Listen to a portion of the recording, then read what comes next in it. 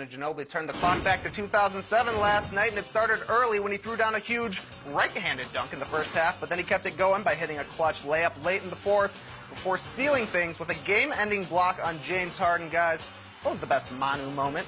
The dunk, the layup, or the block? What you got?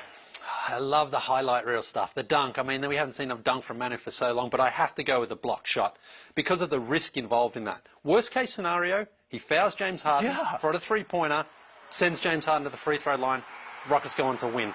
And that's because of Manu's defense. But instead, it's the game, I mean, we can't say it's a game-winning, really, it's a game-saving play there. And, I mean, to take a risk at that moment, in that point of the game, and get a clean block like that was just brilliant for me. Hasn't he done that his entire career? Yes, so he's a risky, exactly. Yeah. And sometimes it does cost him, you know, and you see Popovich has torn his hair out a few times with some of his bad shots, but in this case, it worked perfectly for him. It was a cool game because Manu realized, hey, Kawhi's not playing with us, Marcus Aldridge isn't having his best game, I got to do it. And that's why, to me, it was the drive at the end of the game.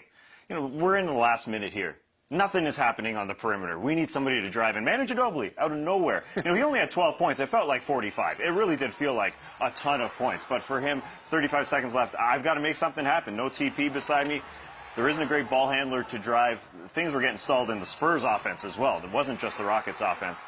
And Manu did what Manu does. Against Capella. Yeah. Who have been blocking shots left and right. I go with the layup as well. This was a fourth quarter. You guys are picking a layup and I'm not. This is crazy. Yeah, this is weird, but this was a fourth quarter where 31 combined points were scored. I mean, no one was putting the ball in the bucket, and those were huge 2-1s to tie it up. Let's see the plays dunk. were great. Let's see the dunk. Well, the dunk was cool great. because it was right-handed, right? Yeah. I mean, that was just weird to see Ginobili throw one down with the right hand. But he's done it once or twice before in the playoffs, like way back when he had some hair.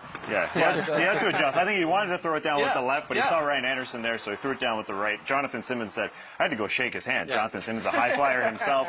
You know, he was ready to go with his left, went to the right. I've never done that, Jonathan Simmons said. And I love the dunk in the playoffs always because I just think of the 2014 Chris Bosh dunk. Immediately I tweeted it because I'm an NBA geek. But I just think of that monster in the NBA Finals where he threw it down on Chris Bosh. 39 years old, too. The second oldest guy in the league. I mean, you know a thing or two about I know. All right, so we're turning on this one. Trey, what's the final answer? Oh, come on, guys. It's got to be the block. That was the signature moment of the game. Such a high-risk, high-reward maneuver the way Manu likes it.